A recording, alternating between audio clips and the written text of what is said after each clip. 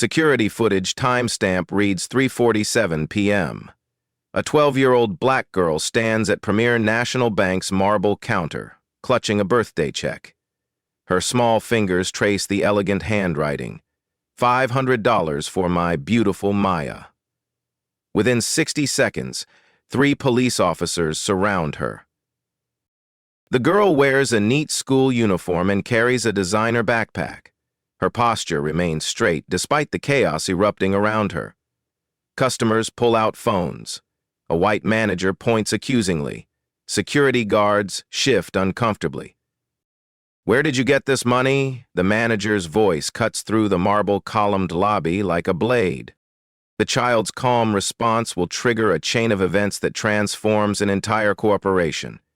Her quiet dignity will expose systemic bias in ways that shock even seasoned civil rights attorneys. Have you ever watched someone judge a child based purely on skin color? These real-life stories happen daily, but this touching story among black stories would change everything. Life stories like Maya's prove that sometimes the most powerful weapon against discrimination isn't anger. It's knowing exactly who to call. Maya Williams adjusts her school blazer and approaches the customer service counter. The afternoon sun streams through floor-to-ceiling windows, casting long shadows across Premier National's pristine lobby. She's been here before with her mother, but never alone. "Excuse me," Maya says to the nearest teller. "I'd like to deposit this check, please." The young teller, probably college-aged, glances at the check amount and smiles. "That's a nice birthday gift. Let me get you started with—" "Rebecca!" A sharp voice interrupts. Karen Thompson, branch manager, appears with the purposeful stride of someone accustomed to control. Her blonde hair sits in a perfect bob, and her navy suit screams corporate authority. "I'll handle this." Rebecca steps aside, confusion flickering across her face. Karen examines Maya with the intensity of a customs agent inspecting suspicious cargo. "Young lady, where did you get this money?" Karen's tone suggests she already knows the answer won't satisfy her. "It's from my grandmother in Atlanta," Maya explains patiently. "For my birthday yesterday." Karen holds the check up to the light, studying it like a forensic expert. $500 is a lot of money for a child. "Do you have identification proving this belongs to you?" "The check has my name on it." Maya points to the elegant script. "Maya Williams." Anyone can write a name. Karen's voice carries the weight of someone who's caught countless fraudsters. "Where are your parents?" "My mom is Dr. Williams. She works downtown. My dad is deployed overseas with the military." Karen's laugh lacks any trace of humor. "I'm sure they are. Children don't just walk into banks with large checks. This requires verification." Maya pulls out her phone. A recent iPhone in a sleek case. Karen's eyes narrow at the expensive device. "Where did you get that phone?" "My mother bought it for me." "Of course she did," Karen signals to Rebecca. "Call security. Something isn't right here." The afternoon rush brings a steady stream of customers. A businessman in a tailored suit glances over, then returns to his transaction. 2 women in yoga attire whisper to each other while pointing at Maya. An elderly couple openly stares. "Ma'am," Rebecca whispers to Karen. "Maybe we should just call her mother to verify." "I know how to handle suspicious activity," Karen snaps. "This child could be involved in check fraud, identity theft, or worse." Maya's backpack slips from her shoulder, revealing a small Hermes keychain, subtle but unmistakably luxury. She quickly adjusts it, but Karen misses the detail entirely, focused on her growing suspicion. From her phone case, a corner of what appears to be an airline ticket peeks out. Maya notices and discreetly pushes it back in, but not before the word "first" becomes visible on the ticket stub. "I'd like to call my mother," Maya says calmly. "No outside contact until we resolve this situation." Karen crosses her arms, physically blocking Maya's path to the door. "You'll wait right here." The security guard, Marcus Johnson, a black man in his 50s, approaches reluctantly. His discomfort is obvious as he looks between Maya and Karen. "Marcus, keep an eye on this child until police arrive," Karen instructs. "Police?" Marcus's eyebrows raise. "For a check deposit?" "For potential fraud investigation." Maya checks her phone. 3:52 p.m. 3 missed calls from Mom appear on her screen. She attempts to dial back, but Karen intervenes. "I said no phone calls." A teenager at the ATM starts recording on his phone, live streaming to his social media followers. The caption reads, "Bank drama happening right now. White manager versus black kid." "This is insane," someone comments on the stream. Viewer count climbs, 47, 128, 309. Maya notices the phone pointed in her direction but says nothing. She texts quickly. "At bank downtown. Problems. Come when you can." Karen spots the texting. "Give me that phone. I'm just letting my mother know where I am." "You're communicating with potential accomplices." Karen extends her hand. "Phone now." Maya clutches the device protectively. "You can't take my personal property." "I can if it's evidence in a fraud investigation." The live stream viewer count hits 500. Comments flood in. "This is discrimination. Call the news. Where is this happening?" Josh Martinez, a young Latino employee from the loan department, approaches hesitantly. "Ms. Thompson, maybe we should—" "Don't tell me how to do my job, Josh." Karen's voice rises, attracting more attention. "Return to your station." Maya's phone buzzes with another call from Mom. The ringtone, a classical piece, draws Karen's attention. "Fancy ringtone for a child? My mother likes classical music." "I bet she does." Karen's sarcasm drips like honey laced with poison. The businessman in the tailored suit finishes his transaction and walks past Maya. He pauses, studying the situation, then continues toward the exit. But something makes him stop and turn back. "Excuse me," he says to Karen, "is there a problem here?" "Bank business. Move along." The man's expression hardens. "I'm an attorney. If this child is being detained without cause—" "She's not being detained. She's under investigation for check fraud." Maya looks directly at the live-streaming teenager, then at the attorney. Her voice carries a quiet strength that surprises everyone listening. "My name is Maya Williams. I'm 12 years old. I've been banking here with my mother since I was 8. I know my rights." The attorney nods approvingly. Karen's confidence wavers for the first time. "Rights?" Karen recovers quickly. "Children don't have banking rights. You need adult supervision for transactions this large." "Actually," the attorney interjects, "minors can conduct banking with proper identification and—" "Sir, please leave or I'll call security on you too." The attorney takes out his business card and hands it to Maya. "If you need legal representation, call me." Karen snatches the card. No contact with outside parties. The timestamp on the live stream reads 3:58 p.m. Viewer count 1,247 and climbing. 10 minutes until police arrive, Karen announces, loud enough for everyone to hear. Maya checks her phone again. The screen shows several missed calls and text messages. One stands out from the rest. Not from Mom, but from corporate security. She glances at the message preview. Dr. Williams requested immediate. Karen notices Maya reading texts. "I said no phone use." But Maya has already seen enough. A small smile crosses her face. Not defiant, not angry, just quietly confident.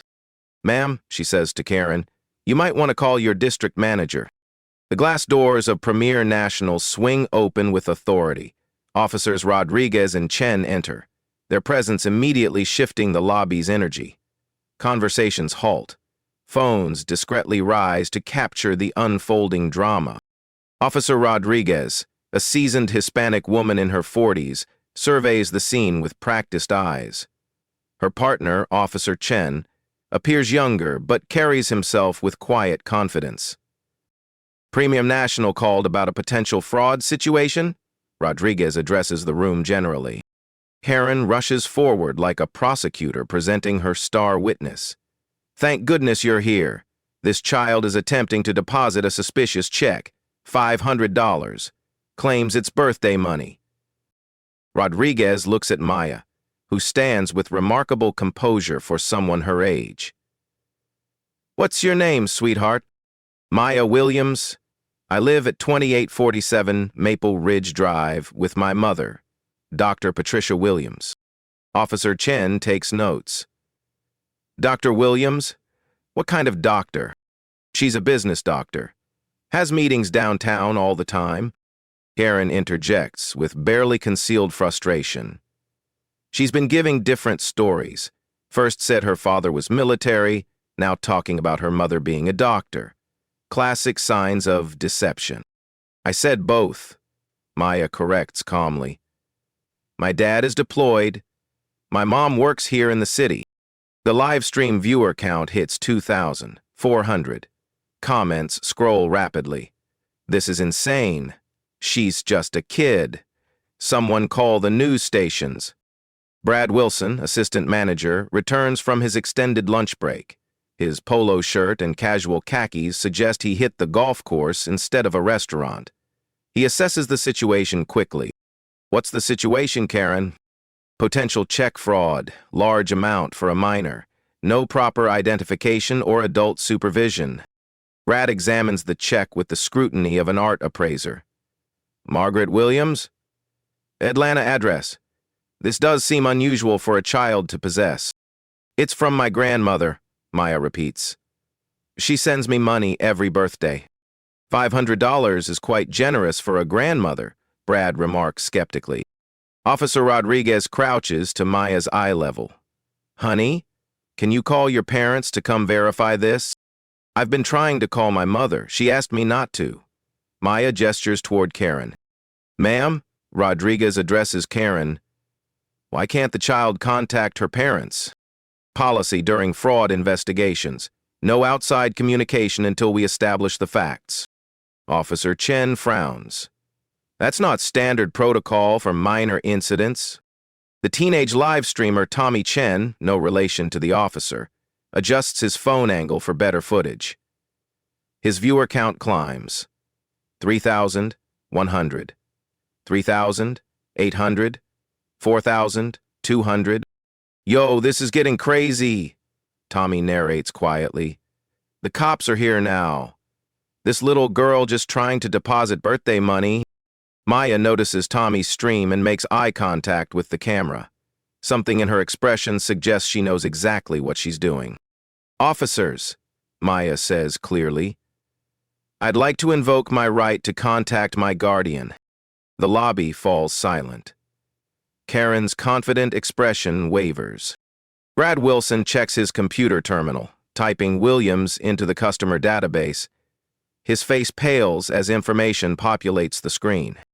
Karen, he whispers urgently, we need to talk privately. Not now, Brad. We're handling a security situation. It's about the Williams account. Karen waves him off dismissively. Whatever it is can wait. Officer Rodriguez stands, her patience wearing thin. Ma'am, I'm going to need you to allow this child to contact her parents. This isn't a criminal investigation. How do you know? Karen's voice rises defensively. Children don't carry $500 checks. They don't own expensive phones.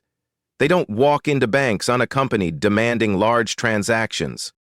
Security guard Marcus steps forward reluctantly. Mrs. Thompson, I've seen this child here before, with her mother. They're regular customers. Karen whirls on him. Marcus, return to your post. I don't need security telling me how to manage customer relations. Maya checks her phone. 4:03 p.m. The screen shows 7 missed calls from mom and a new text from corporate security. Executive en route. ETA 4:15. She deletes the message before anyone notices. The live stream audience grows restless. Viewer count 5,500. Comments demand action. Someone help her. This is discrimination. Call the local news. A well-dressed woman near the ATM approaches cautiously. Excuse me, is everything all right? This seems excessive for a banking issue. Ma'am, please return to your business, Karen snaps. I'm a social worker. If a child is being detained improperly, she's not detained, she's under investigation. Officer Chen's radio crackles with a dispatcher's voice. He steps aside to respond, speaking in low tones. Maya overhears fragments. Welfare check request. Minor in distress. Premier National downtown. Officer Rodriguez addresses Karen directly. Ma'am, what specific evidence do you have of fraud? The amount is suspicious. Her stories don't add up. She has expensive items a child shouldn't possess. Having nice things isn't evidence of criminal activity. Brad Wilson frantically waves Karen toward his computer screen. Karen, seriously, you need to see this. Not now, Brad. Officer Chen returns from his radio call. We've received multiple citizen reports about this incident. Apparently it's being broadcast live online. Tommy, the live streamer, gives a small wave to the officers. Viewer count? 7,200. Karen's frustration peaks. This is ridiculous. I'm doing my job protecting this bank from fraud, and everyone's treating me like the villain. Maya speaks with quiet authority. Ma'am, could you please check your employee handbook regarding customer discrimination policies? The question hangs in the air like smoke. Karen stares at Maya, caught off guard by the sophistication of the request. What did you just say? Your employee handbook. Section 4.7 covers discrimination protocols. I believe you're required to have reasonable suspicion based on specific behaviors, not demographic assumptions. Officer Rodriguez's eyebrows raise. Brad Wilson's face goes white. How does a 12-year-old know about employee handbooks? Karen demands. Maya shrugs. I read a lot. The social worker moves closer. Officers, I formally request a welfare check. This child is being subjected to discriminatory treatment without probable cause. Karen's voice cracks with frustration. She's a child with $500. That's not normal. It's birthday money from my grandmother, Maya repeats with infinite patience. She owns 3 restaurants in Atlanta. $500 isn't much money to her. Brad Wilson abandons subtlety. Karen, computer. Now. Karen reluctantly approaches Brad's terminal. He points at the screen showing customer account information. Look at the account holder name. Karen reads, Dr. Patricia Williams, primary account holder, premium banking tier, account balance $2,400,000, 0 cents. Her face drains of color. Keep reading, Brad whispers. Employment, Chief Executive Officer, Premier National Bank, Corporate. Karen stares at the screen. The information doesn't compute. That's impossible. Account open 2019. Promotion to CEO, documented 2023. Corporate contact number listed. Maya watches Karen's realization dawn with the calm satisfaction of someone who's been waiting for this exact moment. Officer Rodriguez notices the computer screen. Is there something you need to tell us? Karen opens her mouth, but no words emerge. Maya's phone buzzes with a call from Mom. This time she answers. Hi, Mom. I'm at the bank. There's been a small misunderstanding. Karen lunges for the phone. No outside contact. Officer Rodriguez catches Karen's wrist. Ma'am, step back. Maya continues her conversation calmly. Yes, the downtown branch. No, They wouldn't let me deposit my birthday check. Could you come explain? She hangs up and looks directly at Karen. My mother will be here in 12 minutes. The lobby atmosphere shifts like air pressure before a storm. Karen stares at Brad's computer screen, her confident facade cracking like old paint. Maya stands with the poised patience of someone who holds all the cards but chooses when to play them. 12 minutes, Maya repeats, checking her phone with the casual air of someone confirming a dinner reservation. Officer Rodriguez studies the dynamic between Karen and Brad. Is there something you two need to share with us? Karen's mouth opens and closes soundlessly. Brad Wilson looks like he's watching his career evaporate in real time. The account information, Brad starts weakly. But account information. Officer Chen steps closer to the computer terminal. Maya reaches into her backpack with deliberate slowness. She produces a slim leather wallet, designer but understated. From it, she extracts a platinum credit card and a bank identification card. These might help with verification, she offers politely. Karen snatches the cards before anyone else can examine them. Her hands shake as she reads. Maya P. Williams, authorized user, Premier National Private Banking. The platinum card bears the bank's exclusive logo, reserved for clients with assets exceeding $2 million. Officer Rodriguez extends her hand. May I see those? Karen reluctantly passes the cards over. Rodriguez examines them under the lobby's bright lighting, checking for signs of forgery. These appear legitimate, Rodriguez announces. Premium banking credentials. Impossible, Karen whispers, but her conviction crumbles with each passing second. The live stream viewer count hits 9,200. Tommy, the teenage broadcaster, adjusts his angle, sensing something big is about to happen. Guys, this is getting intense, he narrates quietly. The kid just pulled out some fancy bank cards. The manager looks like she's seen a ghost. Maya checks her phone again. 4:07 p.m. A new text appears from corporate security. Executive SOHB, 8 minutes. Legal team notified. She deletes the message and looks up to find Officer Chen watching her. Who are you texting, sweetheart? It is keeping track of when my mom will arrive. Brad Wilson pulls Karen aside, his whispered urgency carrying across the marble lobby. We need to stop this now, before it gets worse. Gets worse? How? Karen hisses back.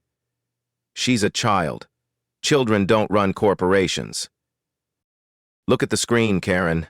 Look at the account details, the employment records, the corporate contact information. Maya overhears and addresses them directly.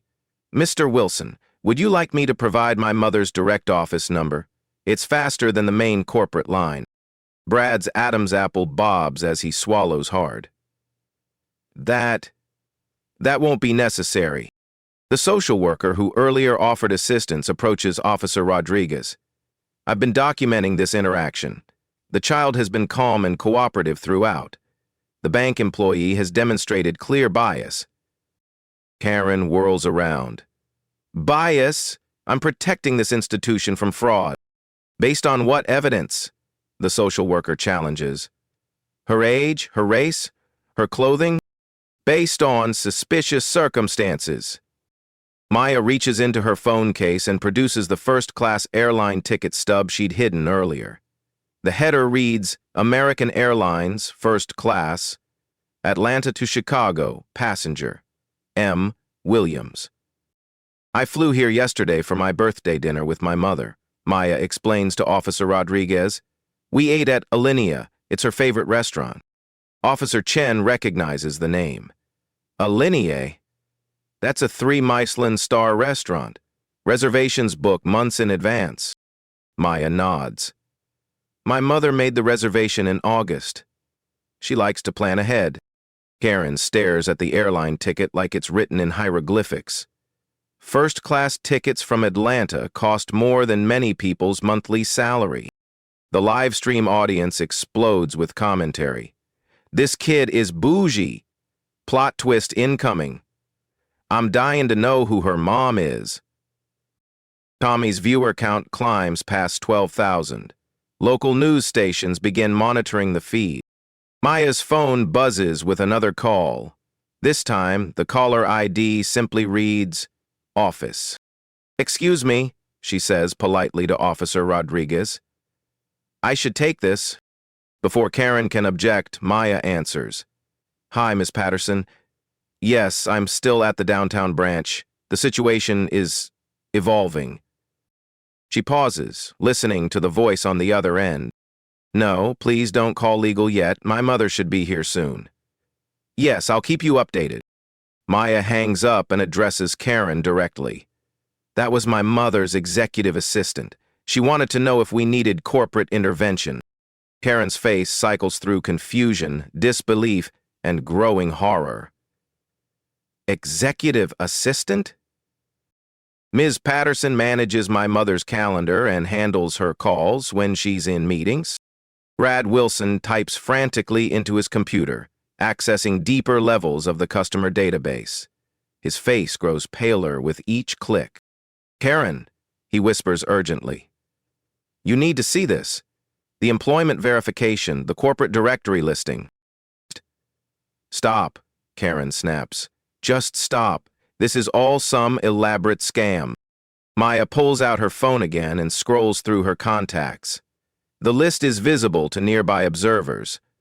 Mom, Dad, overseas, Grandma Atlanta, corporate security, legal department, board assistant. Officer Rodriguez notices the contact list. That's quite a sophisticated network for a 12-year-old. My mother believes in teaching me about her business early, Maya explains. I attend board meetings sometimes, well, the parts that aren't confidential. The lobby falls silent except for the hum of air conditioning and the distant sound of traffic outside. Karen's voice cracks. Board meetings. Just the public portions. Financial reports, community outreach programs, quarterly updates. The interesting stuff. Marcus, the security guard, steps forward hesitantly. Ms. Thompson, I think we should... Marcus, not now. But Marcus continues. I've seen Dr. Williams here for executive meetings. Third floor conference room. She has her own parking space in the executive garage. Karen stares at him like he's speaking a foreign language. Maya checks her phone. 4:11 p.m. 4 minutes. She announces cheerfully. The automatic glass doors slide open, and a woman in an expensive charcoal suit strides through. Her presence commands immediate attention, not through volume or drama, but through the quiet authority of someone accustomed to being the most important person in any room. Dr. Patricia Williams stands 5'7" in heels that cost more than most people's monthly rent. Her hair is pulled back in a sleek bun, and her briefcase bears the understated logo of a luxury Italian leather maker. Maya waves. Hi, Mom. Sorry to interrupt your day. Dr. Williams surveys the scene with the analytical precision of a surgeon examining X-rays. Her gaze moves from the police officers to the live-streaming teenager to the cowering bank employees. Officers, she addresses Rodriguez and Chen with professional courtesy. I'm Dr. Patricia Williams. I understand there's been some confusion regarding my daughter's banking transaction. Officer Rodriguez extends her hand. Ma'am, we're just trying to sort out. The confusion, Dr. Williams continues smoothly, seems to stem from someone questioning a 12-year-old's right to deposit birthday money into her own account. Karen finally finds her voice. Dr. Williams, I'm Karen Thompson, branch manager. I was simply following standard fraud prevention protocols. Dr. Williams turns her full attention to Karen. The temperature in the room seems to drop 10 degrees. Mrs. Thompson, I'd like you to explain which specific protocol requires discriminating against minor customers based on the size of their legitimate deposits. We have procedures for unusual transactions. Define unusual. Large amounts for children without adult supervision. Dr. Williams opens her briefcase and extracts a leather portfolio. Maya has been banking here independently since she turned 10. Her account shows 17 previous deposits, ranging from $50 to $800, all from her grandmother in Atlanta, all processed without incident. She hands Karen a document. Here's the account history you apparently failed to review. Karen's hands shake as she examines the papers. Every transaction is meticulously documented, each deposit clearly marked as gift from M. Washington, Atlanta, GA. Furthermore, Dr. Williams continues, Maya carries proper identification, maintains excellent credit as an authorized user, and has never engaged in suspicious activity. Your fraud prevention protocols require reasonable suspicion based on behavior, not demographics. Brad Wilson tries to salvage the situation. Dr. Williams, perhaps we could discuss this privately in my office. Mr. Wilson, Dr. Williams' voice could cut glass. The time for private discussions was before you allowed my daughter to be humiliated in public, live-streamed to thousands of viewers, and subjected to police interrogation for the crime of being young and black. The live-stream viewer count hits 15,800. Comments flood in. Oh, snap. CEO mom activated. Karen is done. Dr. Williams approaches Maya and places a protective hand on her daughter's shoulder. Sweetheart, are you all right? I'm fine, Mom. Just frustrated that I couldn't deposit Grandma's check. We'll fix that immediately. Dr. Williams turns back to Karen. Ms. Thompson, I believe you have some explaining to do. Karen opens her mouth, but no words emerge.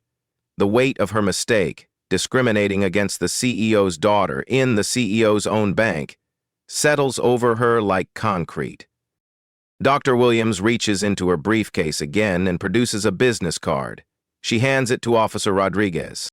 Dr. Patricia Williams, Chief Executive Officer, Premier National Bank. If you need any further verification, my office number is on the card. Officer Rodriguez examines the card, then looks at Karen with barely concealed disgust. Ma'am, Rodriguez says to Karen, I think we need to have a conversation about what constitutes reasonable suspicion. The reveal hits the room like a thunderclap. Karen sways on her feet. Brad Wilson looks like he's calculating his severance package. The social worker smiles with grim satisfaction. Maya maintains her composure throughout, as if she's watched this scene play out exactly as she expected. Now, Dr. Williams says with deadly calm, shall we discuss how Premier National Bank treats its customers' children? Dr. Williams removes her suit jacket with the deliberate precision of a surgeon preparing for a complex operation. The gesture reveals a silk blouse and the subtle gleam of a Patek Philippe watch, details that speak volumes about understated power.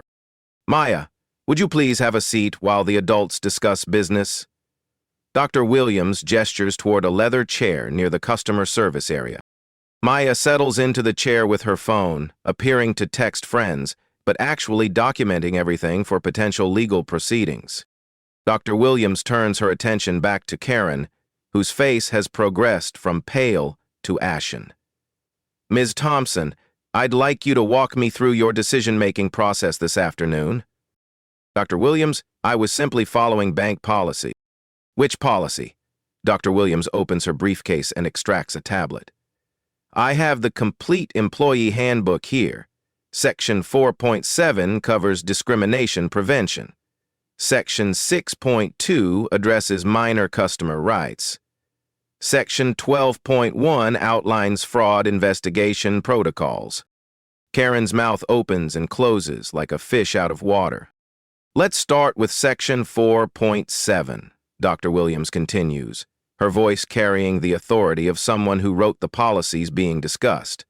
Quote, Employees must base security concerns on specific behavioral indicators, not customer demographics, including age, race, or apparent economic status." End quote. She looks up from the tablet. Which behavioral indicators did Maya exhibit? The amount was unusual for a child. According to her account history, her grandmother's gifts range from $50 to $800. $500 falls within established patterns. Brad Wilson attempts to interject. "Dr. Williams, perhaps we could resolve this with some additional training?" Dr. Williams fixes him with a stare that could freeze summer. "Mr. Wilson, Maya was subjected to police interrogation, denied basic communication rights, and publicly humiliated. Additional training doesn't address the legal liability you've created." Officer Rodriguez steps closer, her patience finally exhausted. "Ma'am," she addresses Karen, "I need to understand why you prevented this child from contacting her guardian. That's not standard protocol for any investigation." Karen looks around desperately for support that isn't coming. "I thought she might be coordinating with accomplices." Accomplices. Dr. Williams' voice drops to a whisper that somehow carries more menace than shouting.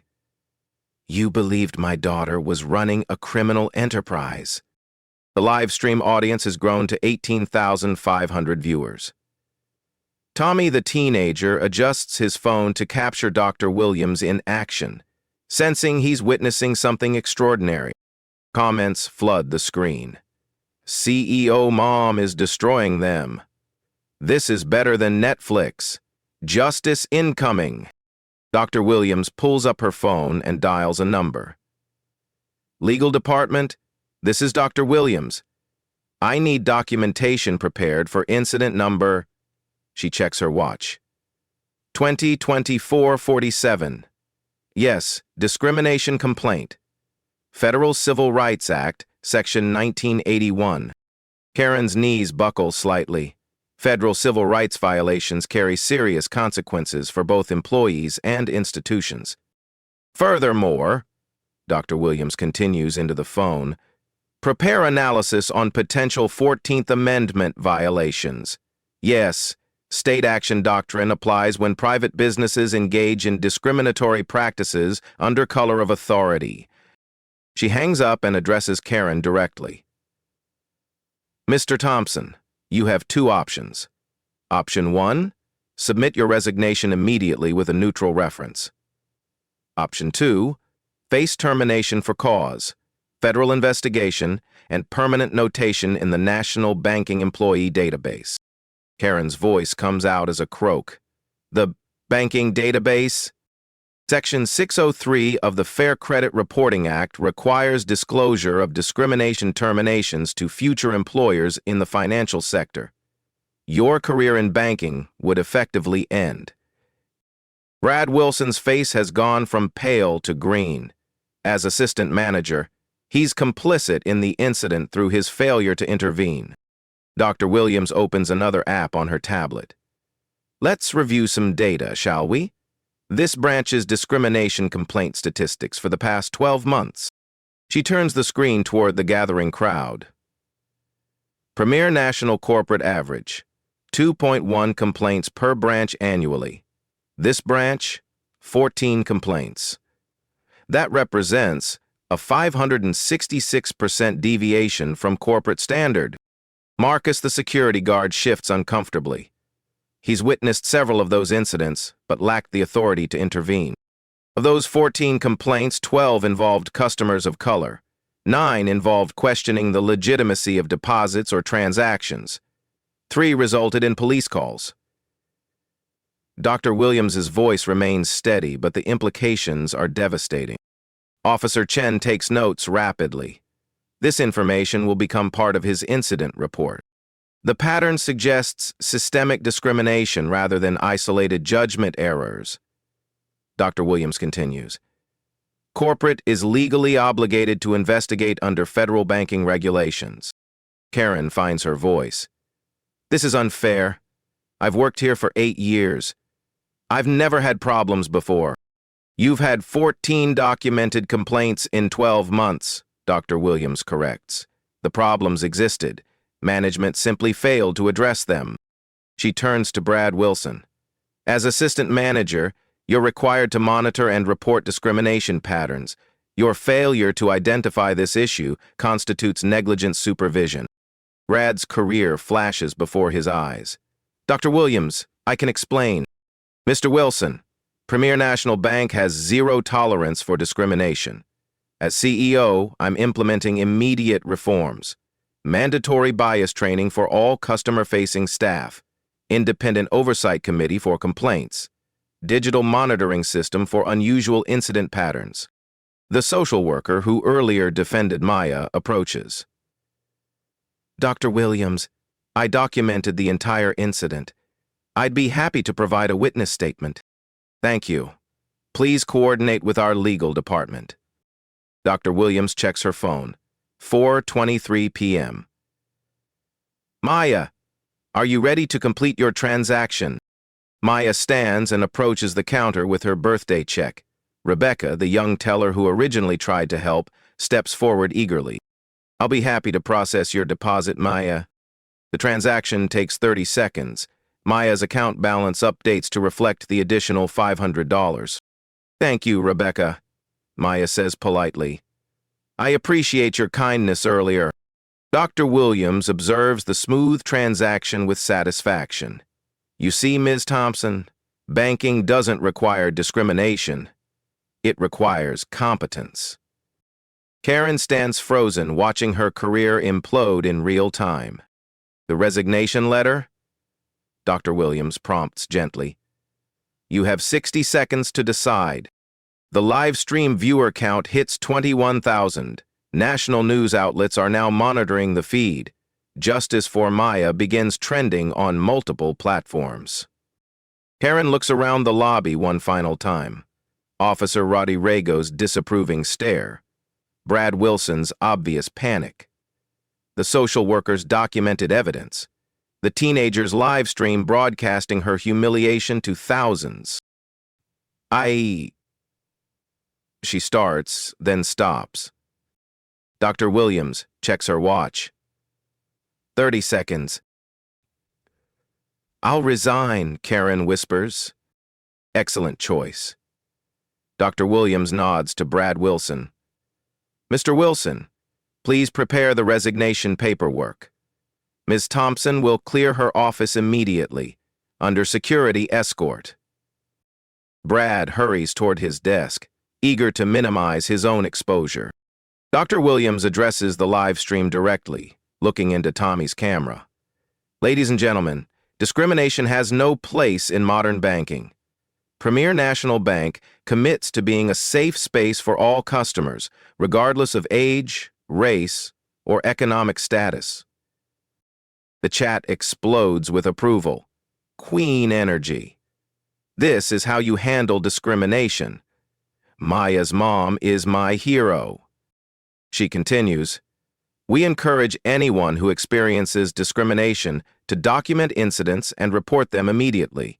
Change happens when people speak up. Maya rejoins her mother. Transaction complete. Ready to go, Mom. Almost, sweetheart. Dr. Williams turns back to Karen.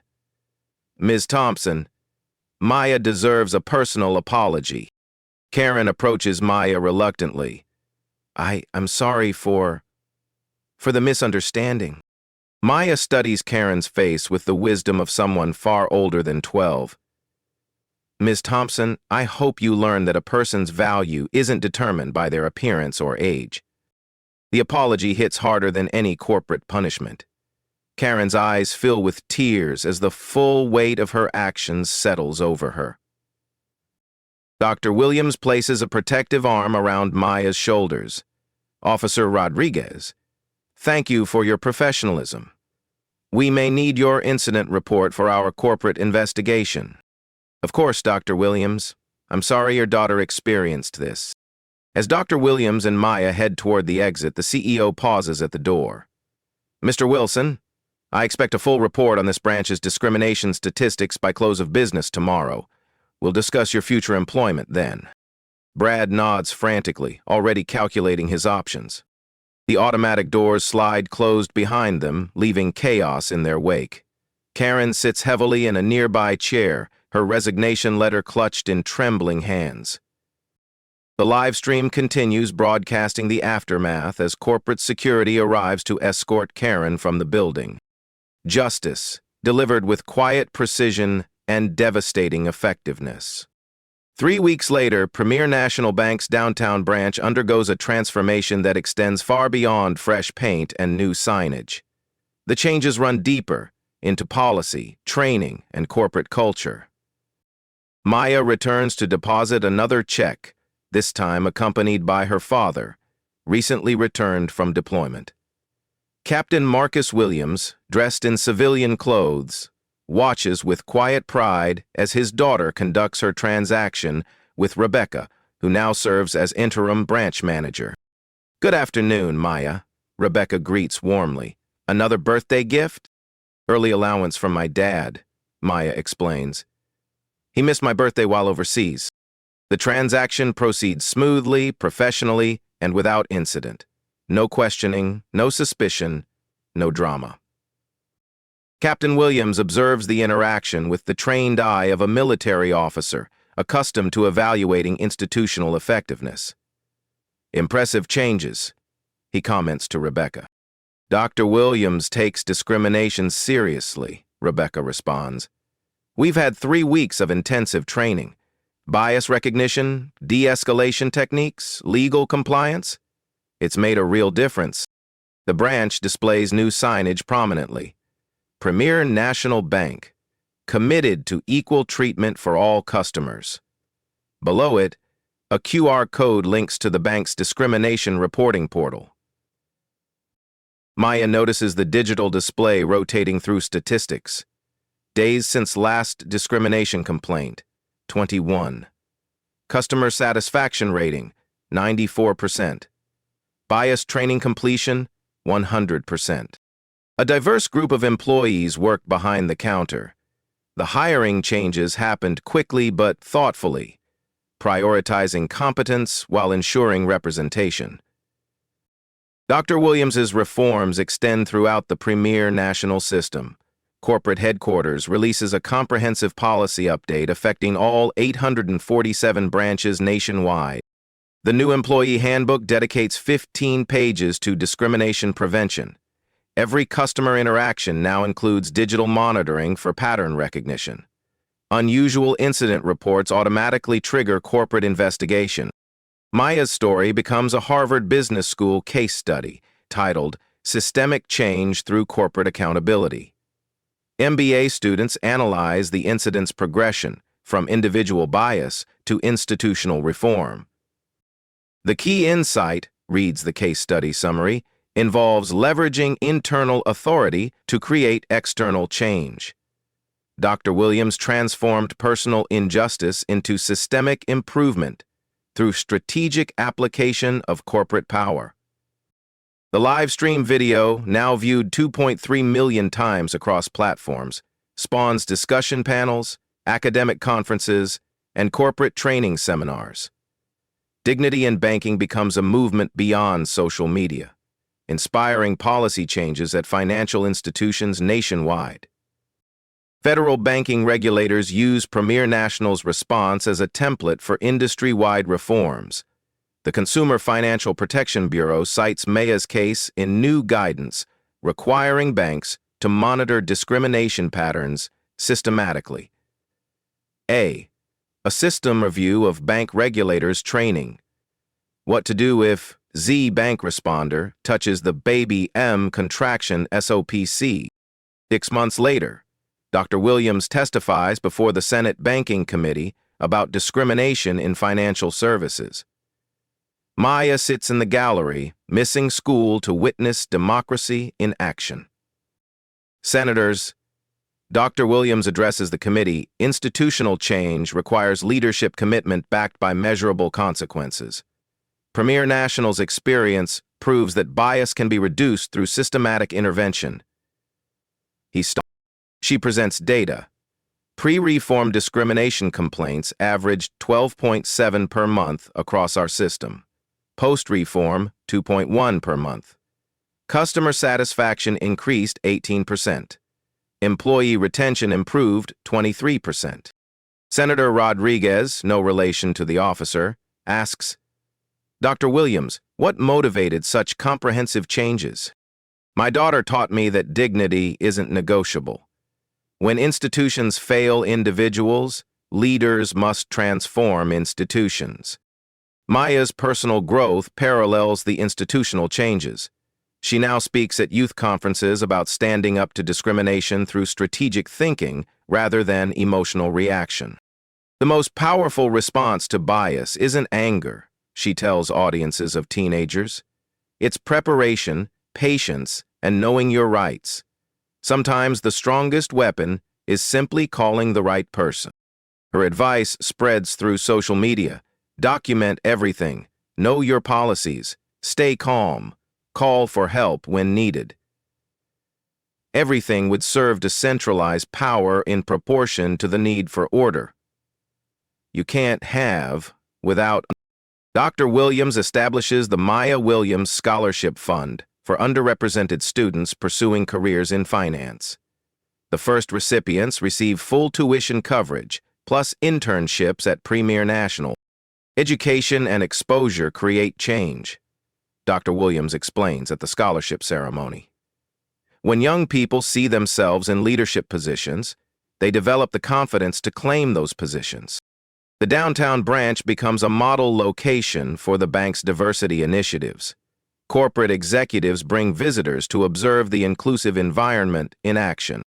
Brad Wilson, after extensive retraining and probationary supervision, manages a smaller branch in the suburbs. His performance improves markedly under the new accountability systems. Karen Thompson finds employment at a credit union in another state. Her resignation letter from Premier National mentions pursuing new opportunities, but industry background checks tell the real story. Her new employer requires additional bias training as a condition of employment. Marcus, the security guard who witnessed the original incident, receives promotion to district security supervisor. His job now includes monitoring interactions for discriminatory patterns and intervening when necessary. I should have spoken up sooner, he reflects during his promotion ceremony. Now I have the authority and responsibility to protect all customers. The social worker who documented Maya's treatment becomes a consultant for Premier National's community outreach programs. Her expertise helps design intervention protocols for similar situations. Officer Rodriguez incorporates Maya's case into police training curricula. De-escalation starts with recognizing bias. She teaches recruits. Question assumptions. Verify facts. Protect victims. Maya's transformation from victim to advocate illustrates the power of turning personal injustice into systemic reform. Her quiet dignity during the incident becomes a template for responding to discrimination strategically rather than emotionally. These touching stories prove that individual courage can spark institutional change. Real-life stories like Maya's demonstrate how strategic thinking, combined with moral authority, creates lasting reform. Among Black stories of discrimination, hers stands out for showing that sometimes the most effective response isn't protest, it's preparation. 1 year later, Maya Williams stands before a packed auditorium at the University of Chicago's Business School. At 13, she's become an unlikely expert on institutional discrimination and strategic advocacy. The question isn't whether bias exists, she tells the audience of future business leaders. The question is what you do when you encounter it. Her presentation includes video clips from that day at Premier National. The footage still draws gasps from viewers seeing it for the first time. Maya's composure throughout the ordeal impresses everyone who watches. I could have gotten angry. I could have argued. I could have demanded justice through emotion. Maya pauses, letting the words settle. Instead, I stayed calm and called the person with the power to create change. Dr. Williams watches from the front row, her pride evident. The mother-daughter partnership has become a powerful force for corporate accountability nationwide. Strategic thinking beats emotional reaction, Maya continues. Know your rights, document everything, identify who has the authority to fix the problem. Then stay calm while they do their job. The audience, mostly graduate students studying business ethics, takes notes frantically. Maya's approach challenges traditional notions of activism through its emphasis on preparation over protest. Change happens when people with power choose to use it responsibly. My mother had the authority to transform Premier National's culture. She used it. That's how systems actually change. Premier National's transformation continues accelerating. The bank now leads the industry in diversity metrics, customer satisfaction, and bias prevention. Other financial institutions study their model for implementation. The ripple effects extend beyond banking. Maya's story influences corporate training programs across industries. Her emphasis on dignity through preparation becomes a framework for handling discrimination in retail, healthcare, education, and hospitality. Harvard Business Review publishes Dr. Williams' article, Strategic Advocacy, When Personal Becomes Systemic. The piece outlines how individual incidents can catalyze institutional reform when handled strategically. Institutional reform precedes strategy. Institutional strategic reform creates individual and systemic outcomes. Maya's scholarship fund has grown to support 47 students pursuing finance careers. Recipients attend an annual conference where they learn about bias recognition, strategic thinking, and using corporate power responsibly. I want them to be prepared for boardrooms, Maya explains. When they reach positions of authority, they'll know how to create inclusive environments from day one. The original live stream continues inspiring viewers. Comments sections fill with stories of discrimination and strategic responses. Maya personally responds to many messages, offering advice on documentation, legal rights, and finding allies. Social media amplifies her message globally. Dignity over drama spreads across platforms as people share their own experiences handling bias strategically rather than emotionally. Dr. Williams's corporate reforms become industry standard. Federal regulators mandate similar bias monitoring systems for all financial institutions. The Premier National model influences policy at banks worldwide. Maya's approach proves that life stories of discrimination can become catalysts for systematic change. Her calm response to bias creates lasting reform, rather than temporary outrage. Among real-life stories of injustice, hers demonstrates how strategic thinking, combined with family support, can transform institutions. These Black stories remind us that touching stories of individual courage can spark systemic transformation. When people respond to discrimination with preparation, rather than emotion, they create changes that outlast any single incident. Maya Williams chose dignity over drama, strategy over anger, and long-term reform over short-term satisfaction. Her choice changed not just one bank, but an entire industry's approach to bias prevention.